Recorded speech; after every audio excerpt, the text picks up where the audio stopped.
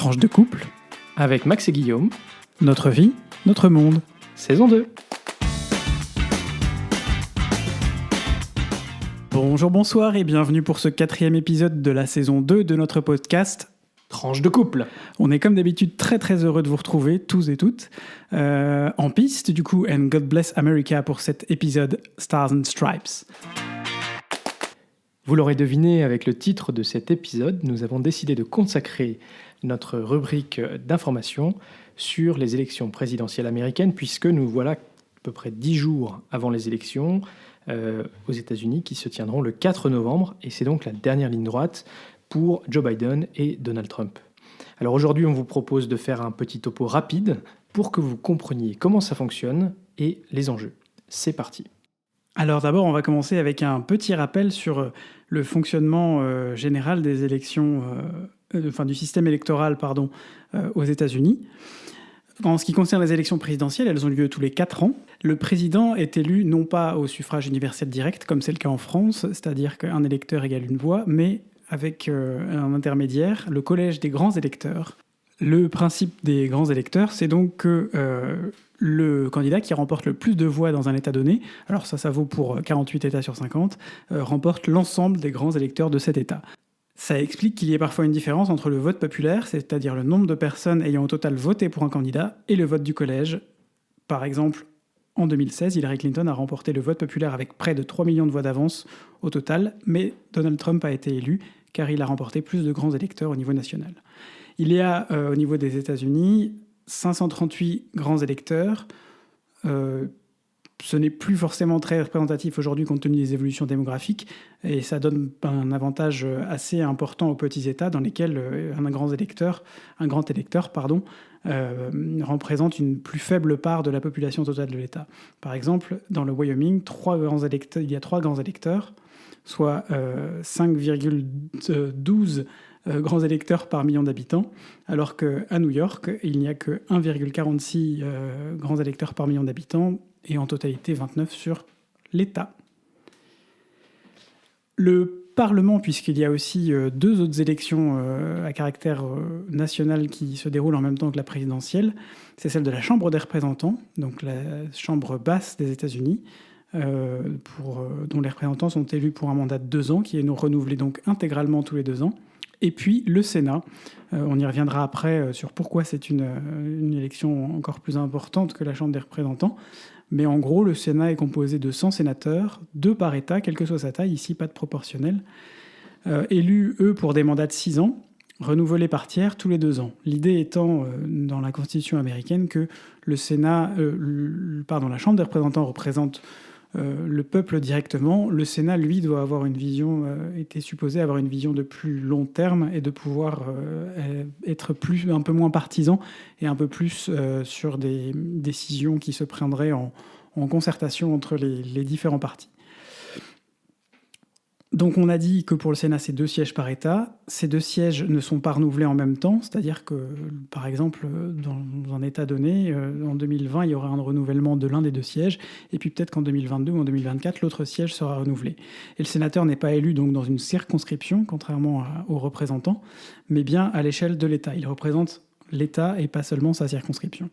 Selon Philippe Corbet, on vous mettra son podcast en ligne, certaines élections sénatoriales, par exemple en Californie, ont presque l'amplitude d'une présidentielle en France, compte tenu du fort nombre d'électeurs qui sont attendus, plusieurs dizaines de millions parfois, juste pour élire un seul sénateur. Et puis, pendant cette Election Day, donc le 4 novembre, il y a aussi des élections locales par État, ou des gouverneurs, ou encore plus locales pour le maire, le chef de la police, le board des écoles.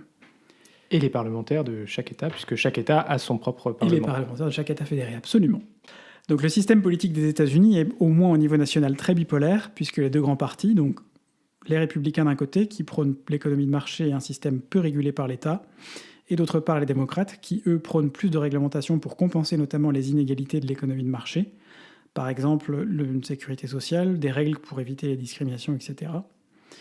Dans ce système, les indépendants n'ont pour ainsi dire aucune chance de remporter des élections à grands enjeux.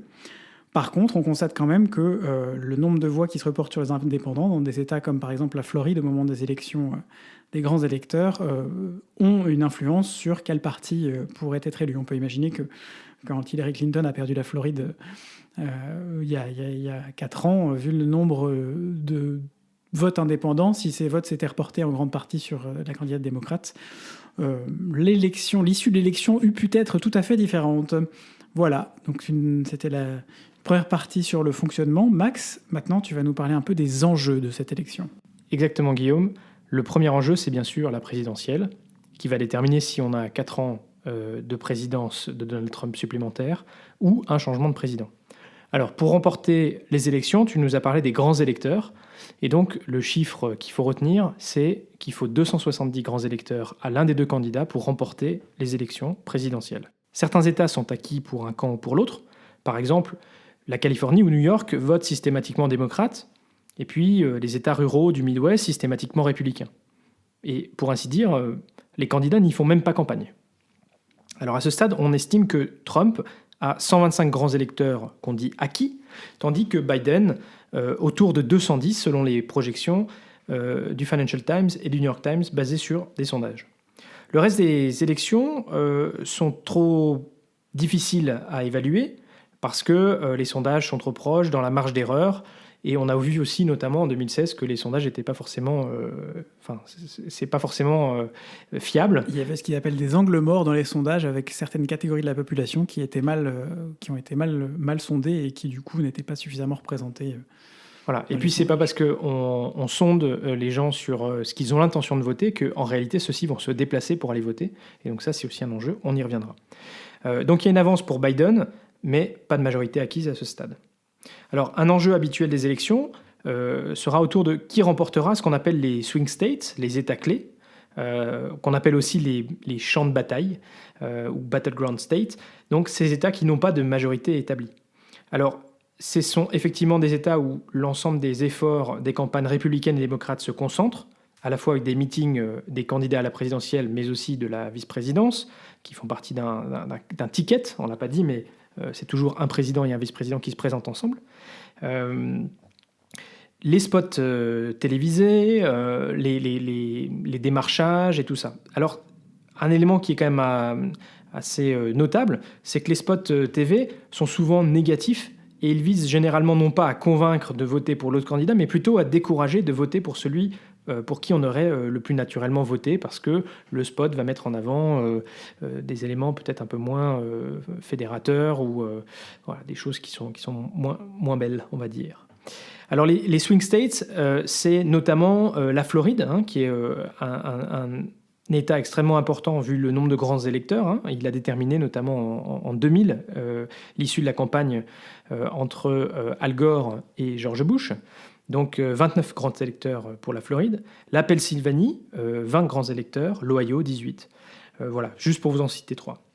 Donc en 2016, Trump avait remporté l'ensemble des swing states, ce qui avait effectivement fait basculer l'élection. Et on peut analyser a posteriori que Hillary Clinton n'avait pas fait campagne dans un certain nombre de ces swing states, pensant qu'elle allait naturellement remporter ces États au vu des sondages.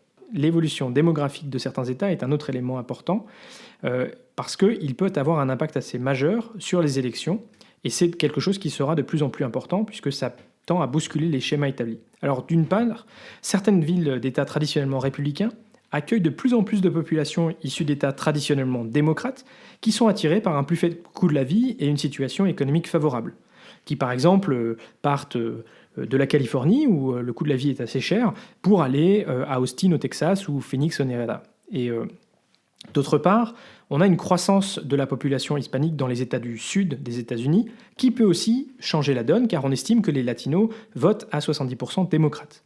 Mais les républicains essaient aussi de convaincre ces populations traditionnellement plus religieuses, et donc, par exemple, contre l'avortement, de voter républicain. Voilà pour les États. Les sénatoriales représentent un autre enjeu majeur de l'élection de 2020, compte tenu du rôle très important du Sénat dans la politique américaine, et puisqu'en toute probabilité, la Chambre restera démocrate. Alors pourquoi est-ce que le Sénat est plus important ? Le rôle du Sénat aux États-Unis est essentiellement de voter les lois fédérales, puisque la Constitution américaine dit que l'approbation des 2 chambres est nécessaire pour qu'une loi soit ratifiée. Et le Sénat a également un rôle de conseil du gouvernement. Mais il y a certains pouvoirs exclusifs au Sénat qui sont assez importants. Notamment, il donne son accord aux nominations faites par le président des États-Unis, à la fois pour le cabinet du président, mais aussi pour les secrétaires à la tête des départements fédéraux, donc c'est-à-dire l'équivalent de nos ministres. Le Sénat valide aussi les nominations pour les juges fédéraux, et notamment, vous en avez entendu parler ces derniers jours, pour la Cour suprême des États-Unis, donc c'est très important. Et il valide aussi les nominations d'ambassadeurs et de certains hauts fonctionnaires fédéraux.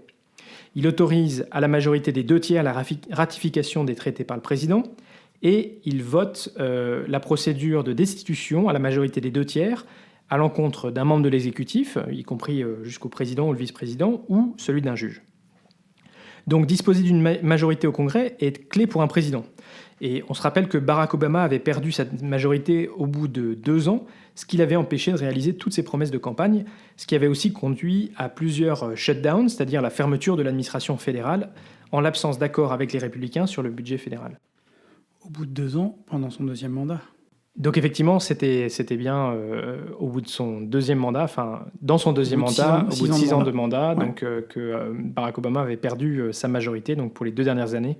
Il n'avait dire plus que ça n'a pas été très drôle. Exactement. L'absence d'un contrôle de la majorité des représentants depuis le 3 janvier 2019 par Donald Trump, compte tenu d'une majorité démocrate à la Chambre, a fortement ralenti certaines décisions de Donald Trump, notamment concernant le mur ou la relance, tous les éléments liés au budget fédéral, ce qui a aussi conduit à plusieurs shutdowns à nouveau. Et donc, certaines des promesses électorales les plus emblématiques n'ont pas pu être mises en œuvre par Donald Trump. Bon, il y a aussi certains éléments qui s'expliquent parce qu'il n'y a pas non plus d'homogénéité au sein du Parti républicain sur certaines des promesses les plus, contestées de Donald Trump. Alors, si Joe Biden remporte les élections, mais sans majorité au Sénat, il sera de fait fortement contraint pour mettre en œuvre son programme. Alors en 2020, le Sénat pourrait basculer d'une majorité républicaine à une majorité démocrate. On considère qu'il y a 10 sièges sur les 35 postes de sénateurs qui vont être renouvelés cette année, qui pourraient basculer, compte tenu notamment de l'orientation électorale de ces États lors des dernières élections.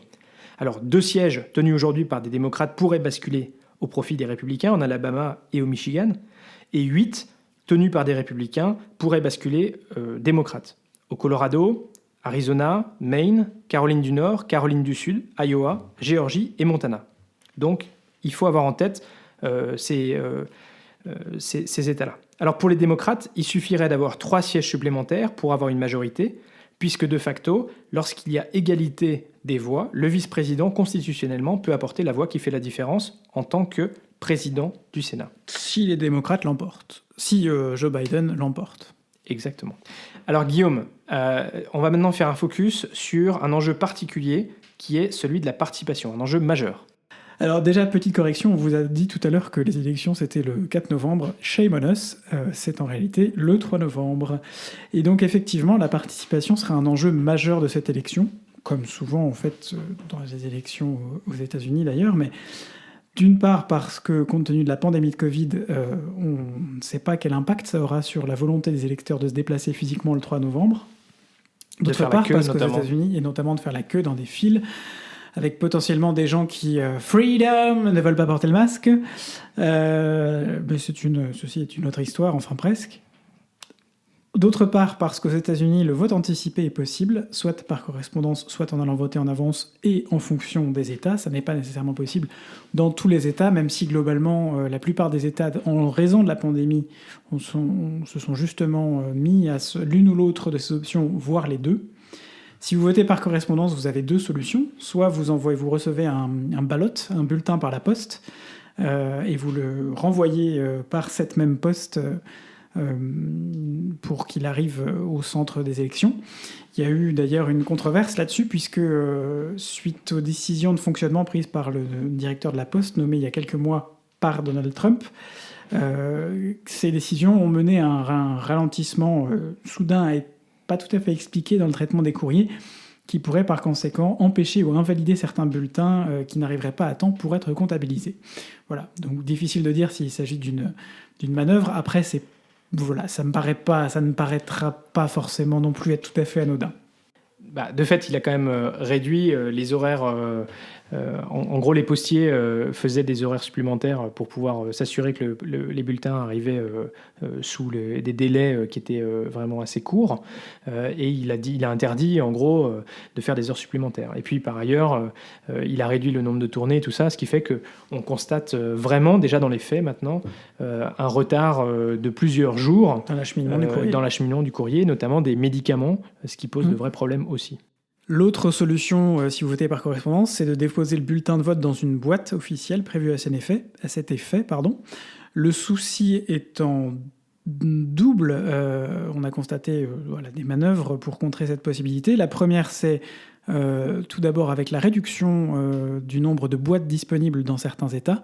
Par exemple, au Texas, le gouverneur a demandé à ce qu'il n'y ait plus qu'une boîte disponible par comté. Parfois, ça représente plusieurs centaines de milliers d'habitants qui ne peuvent plus voter par correspondance en déposant leur bulletin que dans une seule boîte. Il faut imaginer que, par exemple, dans un département comme, le Nord, il n'y a qu'une seule boîte qui se situe en plein centre de l'île, en face de la poste, dans un endroit compliqué d'accès. Et il faille faire la queue parfois pendant plusieurs dizaines de minutes, si ce n'est plus, pour juste pouvoir déposer son bulletin dans l'enveloppe. Faut-il pouvoir s'y rendre, c'est-à-dire prendre sa voiture.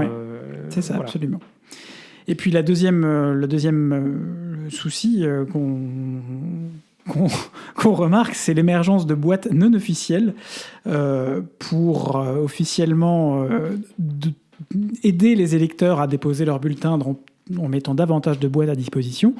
Mais en réalité, on se rend compte que les organisations qui mettent ces boîtes à disposition n'ont probablement pas tout à fait la patte complètement blanche.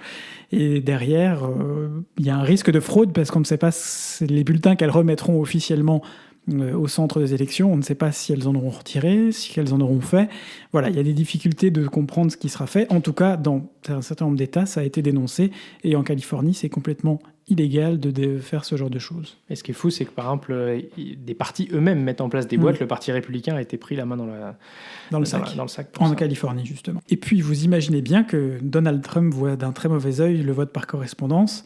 Il en a fait un argument de campagne, disant que s'il perdrait, ce serait d'ailleurs à cause de la fraude électorale due au double vote. C'est un vote qui est très important, puisqu'on estime aujourd'hui que 54 millions de personnes se sont déjà exprimées, ce qui correspondrait à 39,4% des suffrages exprimés en 2016 déjà, alors qu'on est encore à 10 jours de l'élection et qu'un certain nombre de gens, même s'il y a eu beaucoup de relances pour dire allez voter avant les deadlines, parce qu'il y a des États qui mettent aussi des dates limites pour voter par correspondance, n'oubliez pas d'aller voter et tout ça, on pense qu'il y aura un certain nombre de gens qui vont être un peu à la bourre, ça pourrait être tout à fait moi d'ailleurs, et qui vont voter un peu au dernier moment par correspondance avec le risque que leur bulletin n'arrive pas à temps ou soit comptabilisé plus tard. Le risque sous-jacent derrière, si le bulletin est comptabilisé plus tard, c'est aussi qu'il y ait des tensions dans les jours qui suivront l'élection, si jamais l'élection est too close to call, trop proche pour qu'on puisse dire, les chiffres soient trop proches les uns des autres pour qu'on puisse affirmer qui a gagné cette élection. Et le deuxième enjeu sur la participation, c'est le taux de participation des populations d'origine latino ou afro-américaine, qui a une incidence importante, puisque il est admis qu'ils votent beaucoup plus largement démocrates, mais dans le même temps qu'ils sont beaucoup moins susceptibles d'aller voter. Or, dans certains cas, ça pourrait faire basculer des États avec des incidences sur la couleur du Sénat, mais aussi du coup sur celui qui sera élu président. Et à moyen terme, un État traditionnellement républicain comme le Texas, au vu des changements de population dont Max nous a parlé tout à l'heure aussi, pourrait basculer démocrate, compte tenu notamment de l'accroissement de la population d'origine latino. Voilà. Quelques enjeux sur la participation. Max, maintenant, au fond, qu'est-ce que ça va changer selon que l'un ou l'autre des candidats soit élu ? Alors, le 3 novembre au soir, ou en réalité probablement un peu plus tard, en fonction du temps qu'il faudra notamment pour décompter les bulletins déposés en avance, parce qu'il faut savoir que les bulletins qui ont été envoyés en avance ne vont pas pouvoir être ouverts avant le 3 novembre matin. Et donc, vous imaginez bien, on vous a parlé des chiffres tout à l'heure, 54 millions de bulletins exprimés en avance, il va falloir les décompter aussi. Mais aussi, parce que tu l'as mentionné, il pourrait y avoir des contestations judiciaires des résultats dans certains États, qui pourraient d'ailleurs monter jusqu'à la Cour suprême. Mais après que ce soit passé, donc quelques jours après le 3 novembre, on saura qui est élu le 46e président des États-Unis. il sera nommé président-élect et il préparera la transition si c'est Joe Biden qui gagne, ou si c'est Trump, à ce moment-là, il préparera sa prochaine présidence, mais il n'y aura pas vraiment de transition, jusqu'à la prestation de serment qui aura lieu le 20 janvier 2021. Alors si Trump est élu, ce sera largement une continuité des 4 dernières années. On peut anticiper qu'il continuera à remettre en cause certains fondements démocratiques nationaux, en s'appuyant notamment sur la Cour suprême avec la nouvelle juge conservatrice, et peut-être d'autres juges, puisqu'il en a quand même nommé 3 durant son mandat actuel. Et il continuera à accentuer à l'international sa logique transactionnelle et bilatérale, et donc complètement à l'encontre du multilatéralisme. Si le Sénat bascule démocrate, avec toujours l'élection de Trump, alors dans ce cas-là, au moins pour les 2 premières années de son 2e mandat, puisqu'on ne sait pas, peut-être qu'au midterm, à nouveau, il pourrait récupérer la majorité, Trump pourrait être largement empêché de gouverner. Mais pas de tweeter, je vous rassure tout de suite. Notamment pour la confirmation de son gouvernement et des différents postes, puisqu'il y a pas mal de postes politiques qui doivent être confirmés par le Sénat. Alors on peut aussi imaginer, c'est une hypothèse, qu'une nouvelle procédure de destitution initiée par la Chambre pourrait voir le jour et puisse aller à terme, puisque Trump n'avait pas pu être destitué parce qu'il n'avait pas de majorité au Sénat.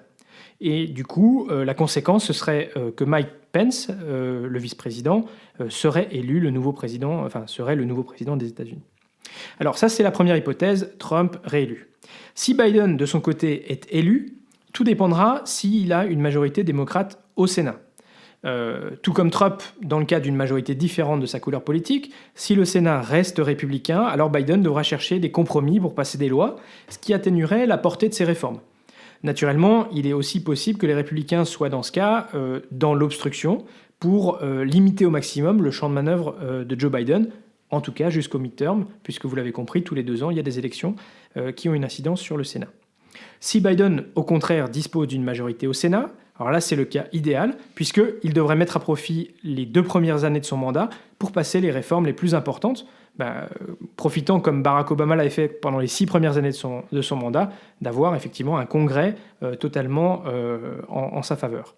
Au plan international, et ce qui nous concerne peut-être plus, nous, Européens, on devrait voir un retour des États-Unis dans un schéma plus traditionnel, notamment dans les enceintes multilatérales, l'Organisation des Nations Unies, l'Organisation mondiale du commerce, l'Organisation mondiale de la santé, l'UNESCO, qui ont été toutes très décriées par l'administration Trump, et même pour l'OMS, les États-Unis sont sortis, ont arrêté de payer. Et l'UNESCO, pareil, pardon.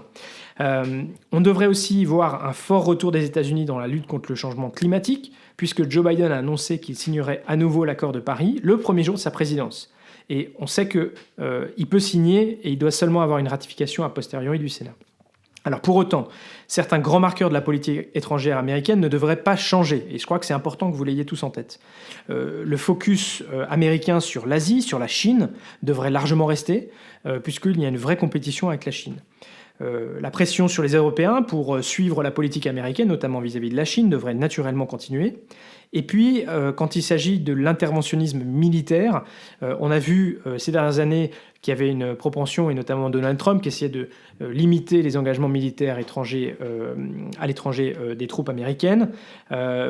Et ça devrait se poursuivre parce qu'il y a quand même une certaine fatigue de la population américaine vis-à-vis de ces engagements à l'étranger. Et accessoirement un coût. Et puis quand il y a des morts, c'est pas non plus politiquement très... Un coût à la fois politique et économique. Voilà, ce focus sur l'élection présidentielle américaine est terminé. On a fait d'autres mieux, il y a sûrement quelques petites inexactitudes, même si on s'est relu 1 fois, 2 fois, 3 fois. On vous prie de nous en excuser, n'hésitez pas à nous les faire remarquer pour qu'on revienne dessus et on fasse un erratum dans le prochain podcast. Ce n'est pas non plus une rubrique exhaustive et on aurait probablement pu nuancer davantage certaines choses, mais l'idée était ici vraiment de vous donner des faits le plus objectifs possible, puisque tout en ayant les limites du format podcast qui ne se prête pas forcément à toutes les explications et à trop de détails.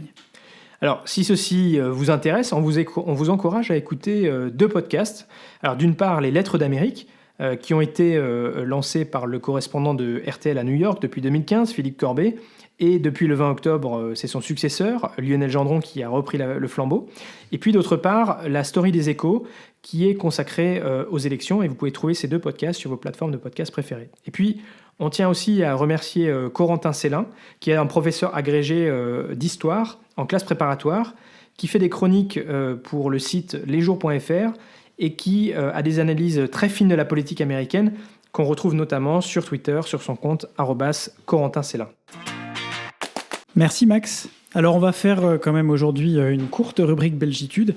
Je dis courte parce qu'on va vous parler de quelque chose que vous connaissez déjà, le millefeuille administratif, le nouveau gouvernement. C'est un vrai coup de gueule aujourd'hui que je lance.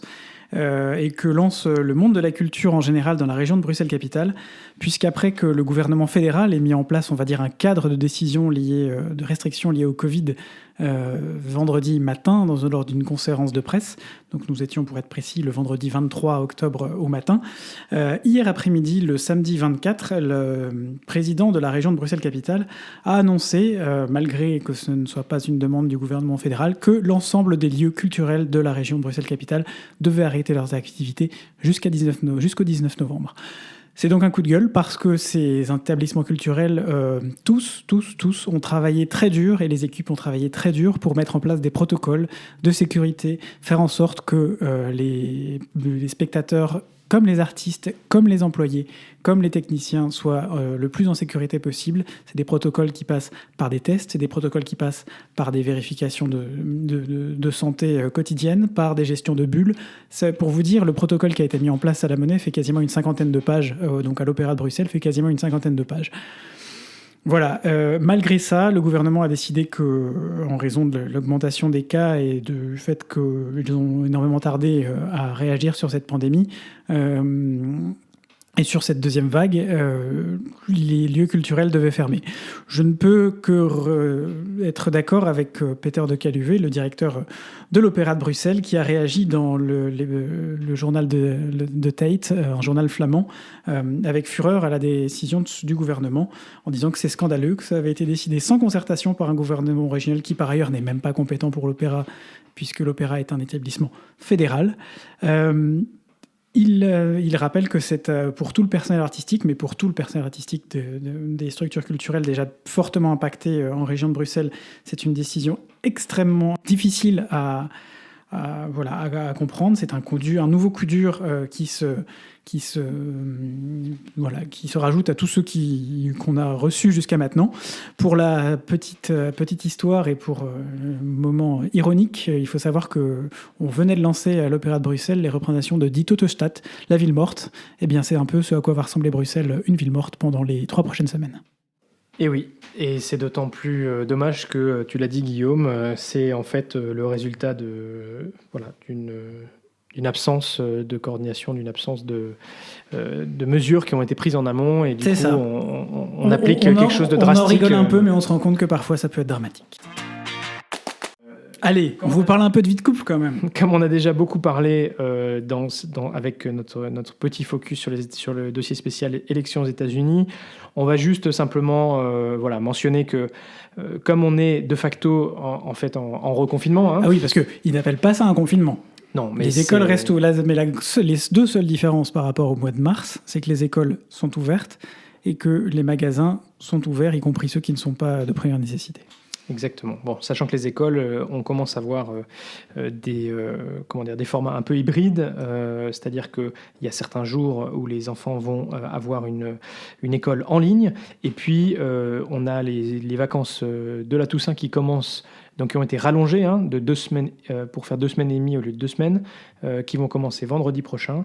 Il faudra bien voir à la fin des vacances de la Toussaint si les écoles rouvrent ou pas.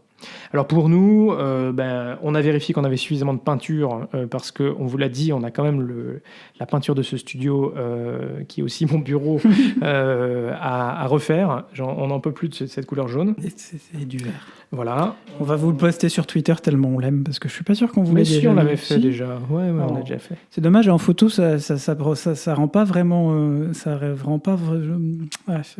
vert est pas. Enfin bref. On a fait les courses pour s'assurer qu'on aurait de quoi cuisiner. On a bien défini nos espaces de travail. On a même investi dans quelques petits compléments pour pouvoir faire des apéros confinement agréables. Voilà, donc pour pouvoir vraiment être dans de bonnes conditions. On a fait les réserves de papier toilette. Voilà. Allez-y, jetez-vous dessus. On a ce qu'il faut. Je crois que on est prêt. Voilà. C'est pas que on est très heureux, parce que de fait, on est un peu des ermites sociaux déjà depuis plusieurs semaines. On est des ermites sociaux depuis 6 mois. Voilà. Ok.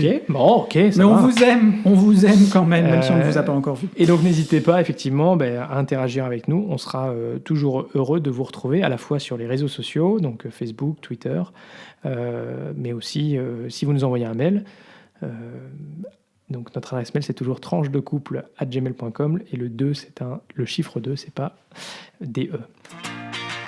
Allez, on passe maintenant à la dernière partie de notre podcast. Absolument, c'est toi Max qui va d'abord, dans cette rubrique tech, nous parler d'un événement qui aura lieu le 4 novembre. Alors effectivement, le premier sujet dont j'aimerais vous parler, c'est un événement lié à la voiture électrique. La voiture électrique, elle est au cœur d'une guerre de l'information. Le 4 novembre à 20h, il y a un documentaire très complet qui s'appelle À contresens, qui sera diffusé en avant-première sur Internet par les réalisateurs du documentaire, qui sont notamment un journaliste d'une émission suisse. Alors ce documentaire, il reprend une à une les informations qui ont été diffusées dans les médias. Il propose une enquête vraiment sur le terrain pour confirmer ou infirmer ces affirmations, et il part à la recherche de ceux qui manipulent l'information. Alors, ce que moi j'ai apprécié à titre personnel en ayant vu une interview des réalisateurs, c'est qu'ils affichent clairement que leur ambition n'est pas de répondre à la question de savoir si la voiture électrique c'est bon ou mauvais, mais de vous présenter les éléments qu'ils ont trouvés pour que chacun puisse se faire sa propre idée.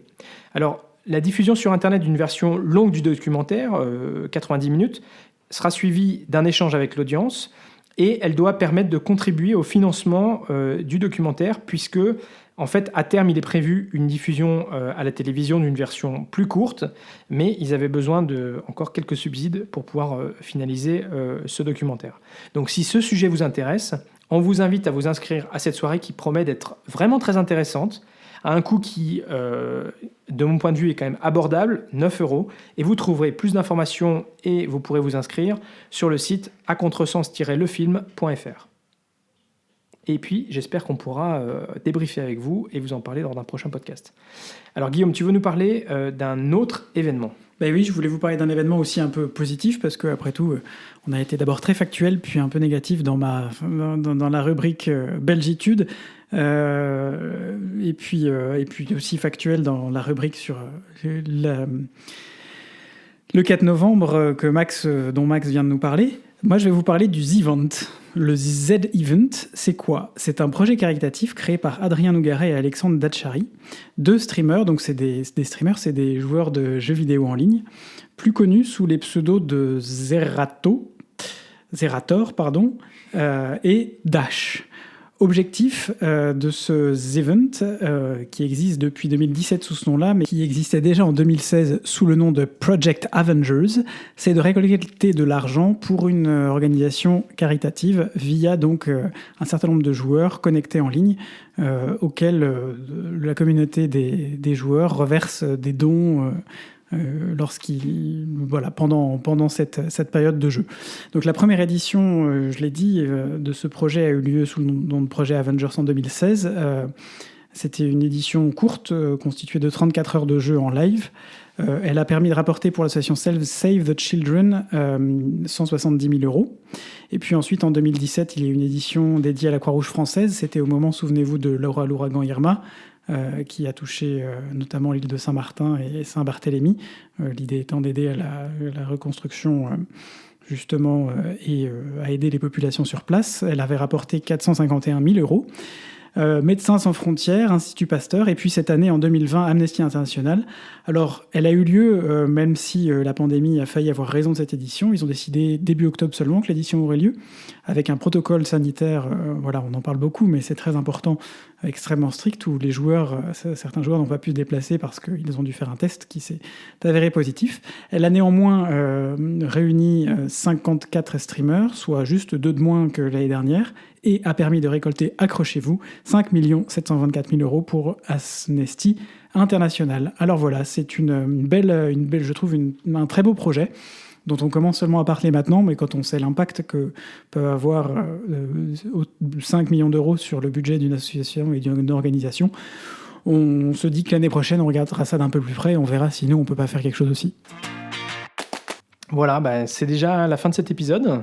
On espère qu'il vous aura plu, et notamment que ce focus sur les élections américaines vous auront permis d'avoir les idées un peu plus claires sur quelque chose qui, certes, n'est pas en Europe, mais qui néanmoins a quand même un impact important dans la vie du monde et sur notre vie en général, puisque je pense que pour tout le monde, il est quand même difficile de faire abstraction du fait qu'il y a des élections dans 10 jours aux États-Unis. Ah, absolument. Et donc, dans 2 semaines, on reviendra vers vous probablement brièvement avec les résultats de ces élections, quand même, parce qu'après un podcast entier, on ne manquera pas d'analyser rapidement, en tout cas, peut-être pas sur tout le podcast, mais ce qui s'est passé et ce qui se passera le 3 novembre et dans les jours qui suivront. Voilà, c'est déjà la fin de cet épisode. Si ce podcast vous plaît, faites-le découvrir autour de vous en vous abonnant à notre podcast pour recevoir automatiquement les épisodes, en vous abonnant à notre page Facebook ou notre compte Twitter et en partageant cet épisode à ceux que vous pensez qui pourraient être intéressés ou en repartageant la notification sur Facebook. N'hésitez pas à mettre une note aussi sur Apple Podcast ou un like sur Facebook, Twitter ou YouTube. Ce podcast est donc diffusé le lundi tous les 15 jours. Alors d'ici au prochain épisode, portez-vous bien. Gros bisous, sortez masqués. Et à très vite pour de nouvelles tranches vitaminées.